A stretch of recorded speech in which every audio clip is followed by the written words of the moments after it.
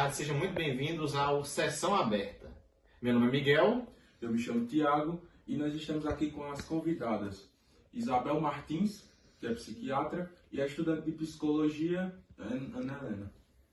Bom, vocês podem começar falando mais sobre vocês, né? Primeiramente, boa tarde, gente. Eu me chamo Isabel Martins, tenho 42 anos e sou formada em medicina psiquiatra, com especialização em terapia cognitivo-comportamental. Me formei em medicina lá na USP e fiz especialização lá no Hospital das Clínicas em São Paulo.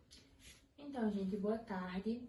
Eu me chamo Ana Helena, tenho 20 anos, sou estudante de psicologia na Universidade Uninasal em Petrolina e é um prazer estar aqui com vocês para compartilharmos conhecimento.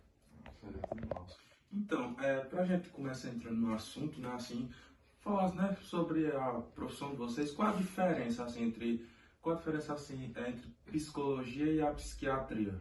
Bom, falar um pouco sobre a psiquiatria e você falar sobre sua área. Pronto. Bom, a psiquiatria, ela é uma formação que vem da medicina.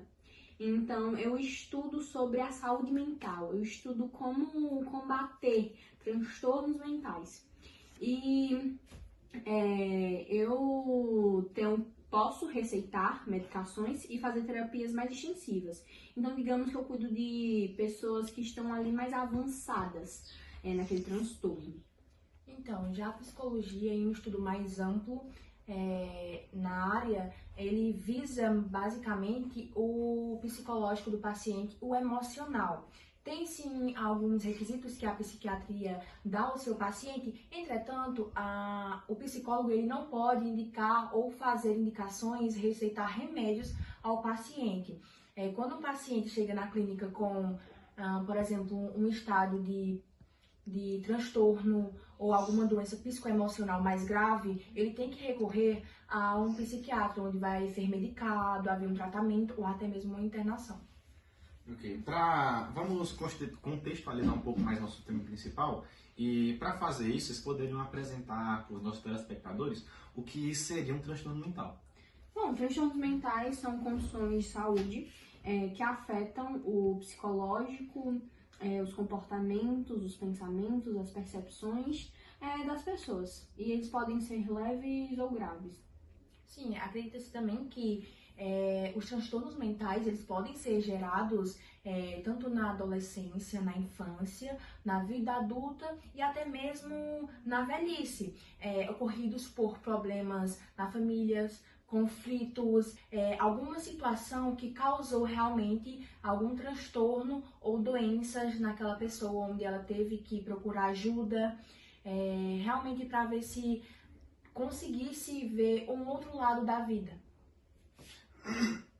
Então, na opinião de vocês, quais são os transtornos mentais mais comuns atualmente? Particularmente, na minha clínica, eu estou recebendo os casos que eu mais recebo são de depressão e ansiedade. Mais recentemente, houve grande aumento no número de pessoas com estresse pós-traumático.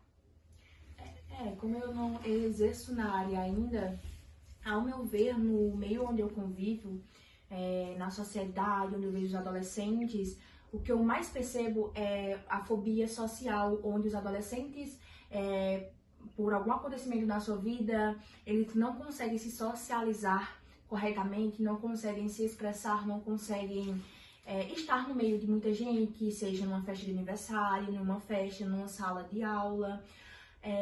Até mesmo dentro da sua própria casa, eles não conseguem mais se comunicar, até mesmo depois do Covid-19, né, que houve aquela pandemia onde muita gente teve que ficar dentro de casa, não podia sair, não podia abraçar, veio a cometer o medo dentro dessas pessoas bem tenso, onde elas não conseguem mais se abrir para o mundo externo. Achei interessante a sua fala sobre a fobia social, porque recentemente eu estou trabalhando num artigo sobre a fobia social. E eu estou estudando essa relação da Covid-19 com o aumento de casos de fobia. Logo eu vou estar publicando, se vocês quiserem dar uma olhada, viu? Um adendo sobre isso também é que eu sou padrinho de alguém, que é o filho de Tiago, né? Felipe é um garoto incrível, na verdade. E depois da pandemia, todo mundo sabe, nesse tempo de isolação social e tudo mais, ele acabou tendo uma dificuldade na hora de se reinserir na turma dele e tudo mais. E alguns problemas com a turma, ele acabou desenvolvendo essa fobia social. É algo realmente problemático que eu percebo como padrinho dele. E o meu amigo aqui, Thiago, né? Ele acabou colocando o menino para um psicólogo, para tratar isso, tentar desenvolver. Desejo melhoras, viu? Sim, obrigado. Sempre, sempre fazendo de tudo, né, por ele, para ele conseguir ficar bem, né? Bom, agora é importante a gente também saber, interessante na verdade, por qual motivo vocês exerceram a profissão que vocês têm, no caso da estudante Ana Helena, né, vai exercer ainda, que está cursando. Bom, podem falar sobre. Então, eu venho de uma família que praticamente todos os membros tinham algum transtorno mental. Então, eu desenvolvi essa vontade por estudar a mente. Então, basicamente, o meu impulso para entrar nessa área de psicologia foi algumas vivências que eu presenciei na escola, no meu ensino fundamental, onde algumas amigas minhas, algumas meninas, quando eu entrava no banheiro, se cortavam, estavam em choro, apresentavam realmente alguns sintomas de depressão, de ansiedade intensa, onde eu vi que a nossa mente ela necessita de um cuidado. Como o nosso corpo físico precisa, a nossa mente também tem uma necessidade, até porque tudo começa na nossa mente. E se a gente não cuidar, pode trazer sim o externo nosso mesmo, de dentro para fora, e ocasionar várias outras ocasiões que afetam não só a gente, mas como o outro também. Por verdade. Então, qual foi o estado de paciente mais complicado que vocês já tiveram que lidar? Principalmente para você, né, que já está na carreira há um bom tempo. É verdade. E acho que você já fez estágio alguma vez, né? Sim. Sim, bom, eu acho que o paciente mais complicado que eu já lidei na minha vida foi um paciente com um transtorno bipolar.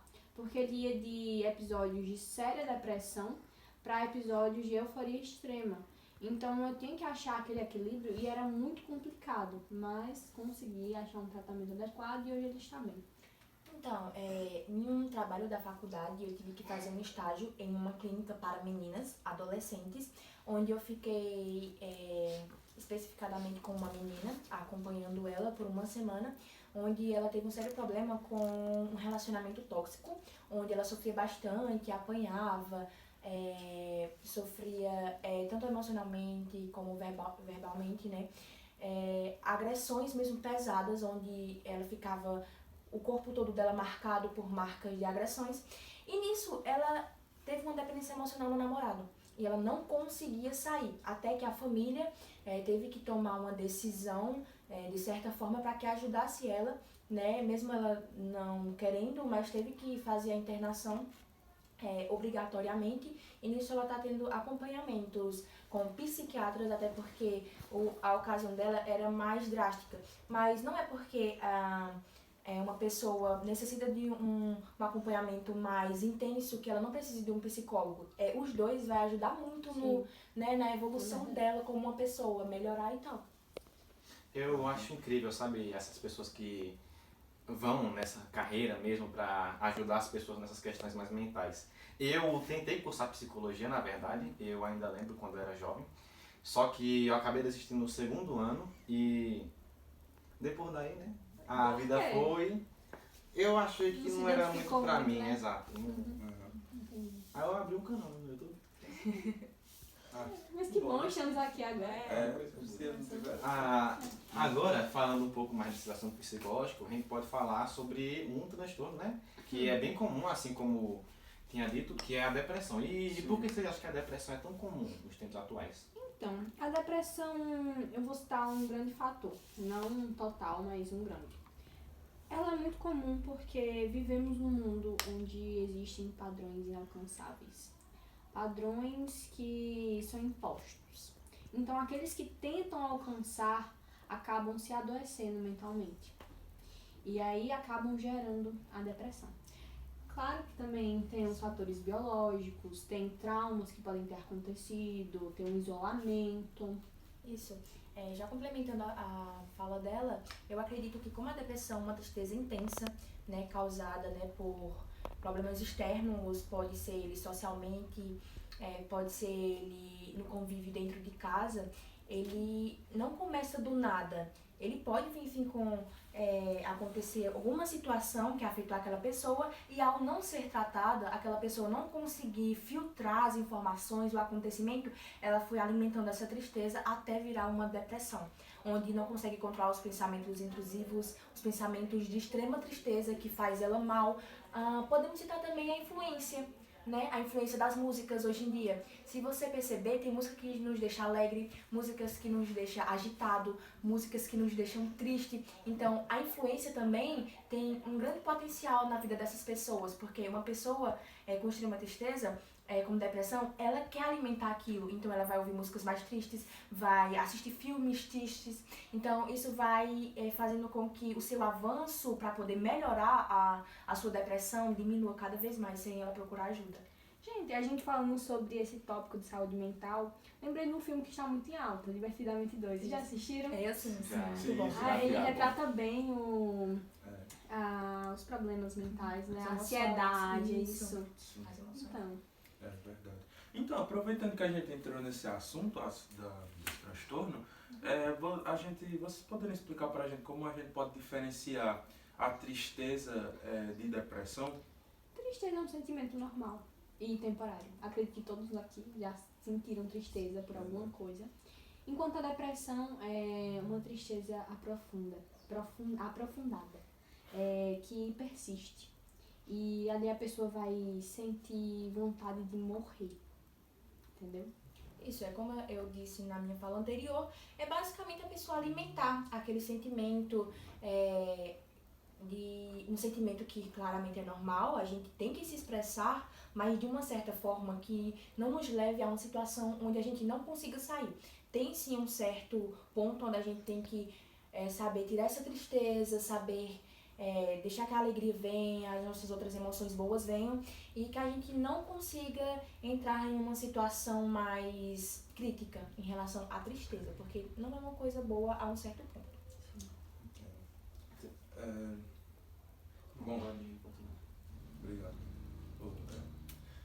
Então, como nós podemos lidar com os pensamentos suicidas?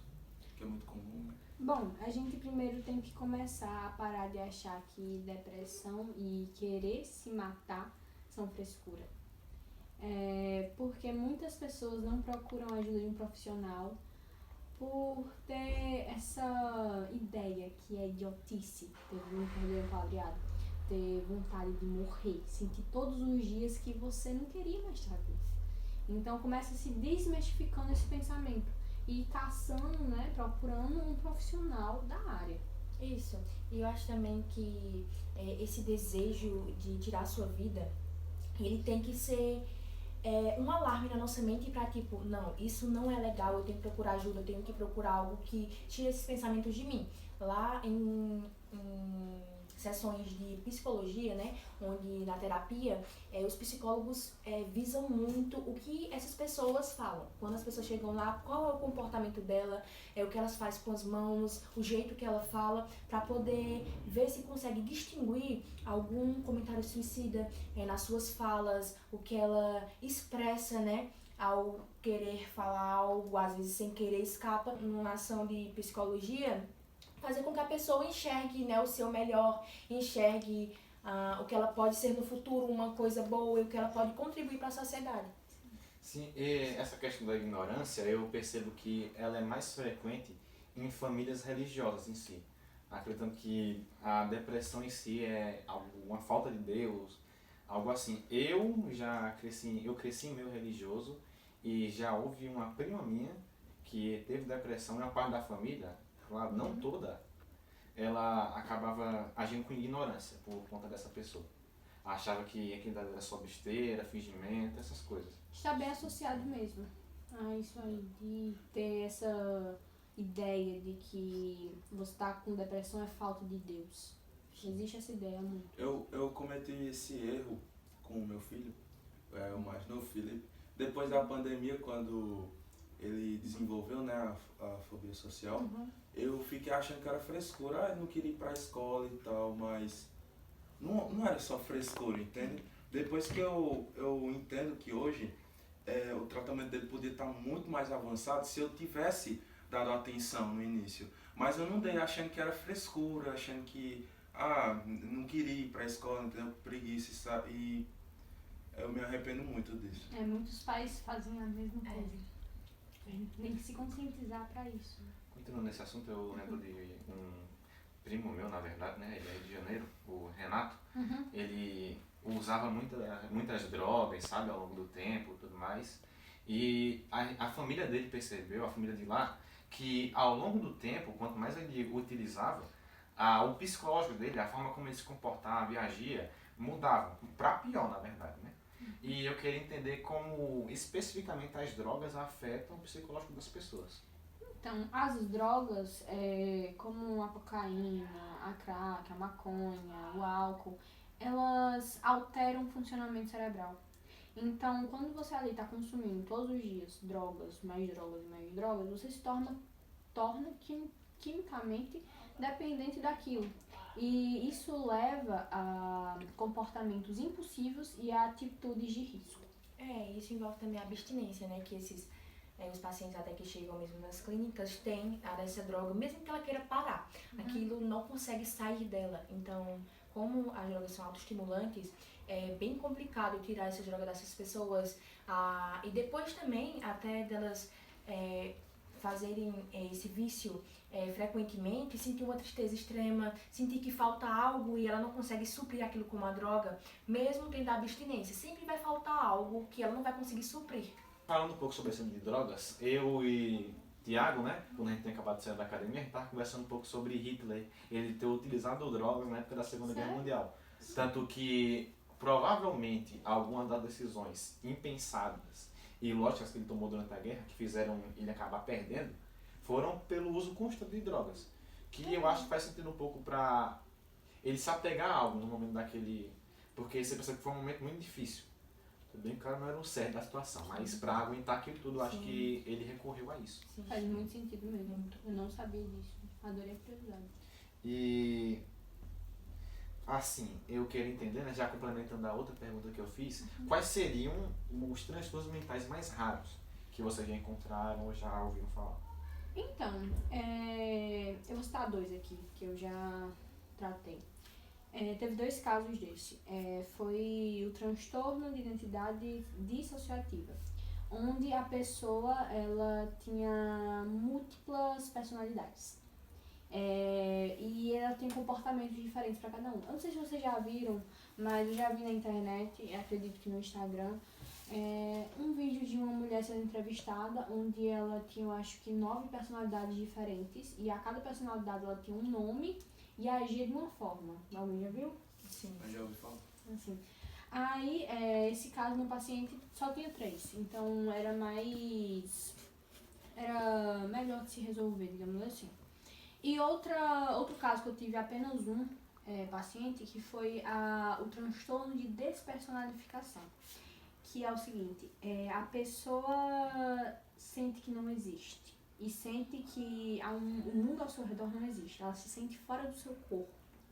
Então foi muito complicado. Cada sessão que a gente tinha, eu ficava mais confusa em como eu ia conseguir resolver aquilo. Mas no final tudo deu certo. E ao meu ver também, esses transtornos novos, né, que antigamente não existia tantos casos, até porque às vezes até não tinha também um diagnóstico, né, Sim. de personalidade, dessas coisas de ter dupla personalidade, não se conhecer, não saber quem você basicamente tem que ser estudada direitinho para poder saber quais as medidas para serem tomadas, né? Porque não é como, vamos supor, uma depressão ou uma ansiedade. Pode ser também, mas é um caso à parte, onde precisa ter cuidados mais elevados, mais complexos, sabe? Para tomar bem cuidado nisso. Que se uma pessoa não sabe quem ela é, como é que você vai perguntar para ela coisas sobre a sua vida? Sim. Entende? Tem que ter um cuidado. Vocês poderiam falar mais sobre o estresse pós-traumático? Tipo, o que caracteriza esse transtorno? Bom, o estresse pós-traumático é causado por algum acontecimento da vida do indivíduo que o marcou severamente. Por exemplo, pode ter sido algum acidente, algum suicídio, alguma discussão. E ele esse trauma mesmo, costuma vir em flashbacks para a pessoa que contém. Flashbacks, ele relembrando aquele momento, tendo pesadelos com aquilo, mas intratável. Então, é basicamente o que Isabel falou, é o pós-trauma. Como o indivíduo vai ficar após aquele trauma, o que vai acarretar ele, quais doenças psicoemocionais ele vai ter pós aquele trauma. Então, é basicamente isso. E mais uma dúvida que eu tenho. Como é que vocês se sentem ao interagir, tipo, recorrentemente com pessoas com transtorno mental? Como é que tá a psique de vocês? Assim, né? Gente, pra você cuidar da saúde mental de outra pessoa, a sua saúde mental tem que estar boa. Eu sei que ninguém tem uma saúde mental 100%. Eu não tenho, acredito que ninguém aqui tem também uma saúde 100%, mas tem que ter pelo menos uma saúde estável, para que você consiga lidar com outras pessoas. Eu já vi casos de amigos meus, colegas de profissão, que eles, por terem muito contato com esse tipo com esses transtornos, que eles acabaram desenvolvendo depressão. Então, ao meu ver, o psicológico desses profissionais nessa área que envolve a mente tem que ter também um acompanhamento com outro psicólogo ou até mesmo com outro psiquiatra, para saber como ele consegue lidar com tantas informações, o peso de tantos problemas, de tantos acontecimentos que afetam, claro, a outra pessoa, mas querendo ou não, vai afetar a gente porque somos seres humanos.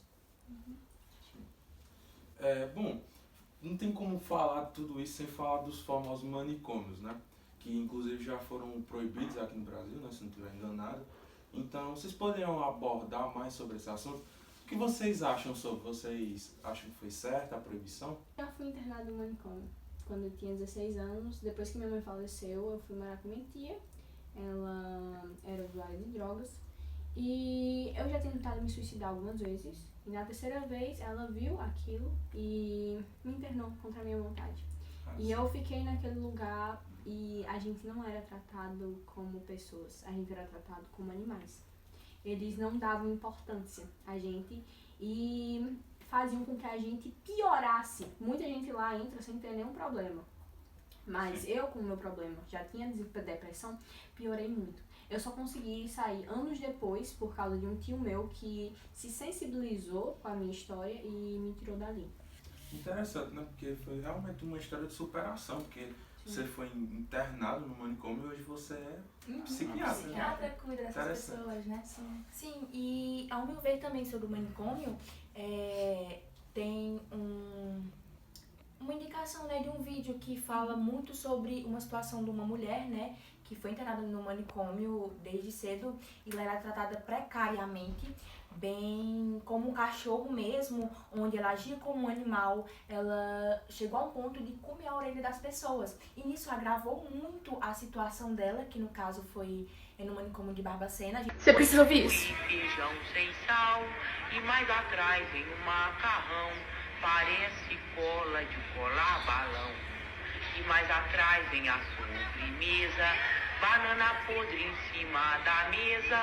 E mais atrás vem umas funcionárias, que são as putas mais ordinárias. Esse vídeo foi gravado no Hospital de Barbacena, o hospital que teve mais de 60 mil mortos. Essa música foi composta pra ele. Mas afinal, quem é essa mulher? O nome dela é Sueli Rezende, ela ficou mais de 50 anos no Hospital Colônia, ou seja, só saiu de lá morta. Com 7 anos, ela foi mandada pro juizado de menores, porque ela era epilética e também por conduta indecente. Pouco tempo depois, foi mandada pro hospício de Barbacena. Lá ela foi espancada, levou choques elétricos, sofreu torturas e xingamentos. Ela era tratada como animal e passou a agir como um animal. Ela chegou a arrancar orelhas de pacientes, comer um pombo vivo, comer rato. Por mais que isso possa parecer extremamente estranho, isso foi consequência de abusos, choques, xingamentos e de tirar a vida dela. Ela chegou a ter 2 filhas, ambas foram tiradas dela ao nascer, a Débora e a Luzia. A Débora depois descobriu da sua existência resistência, mas ela já havia morrido e a Luzia nunca foi encontrada. Ela faleceu de depressão e problemas cardíacos e até o último momento ela clamava pelas suas filhas. As informações foram tiradas do livro Holocausto Brasileiro. Bem, eu queria primeiro agradecer, né, a vocês aqui que vieram, lisonjeadamente,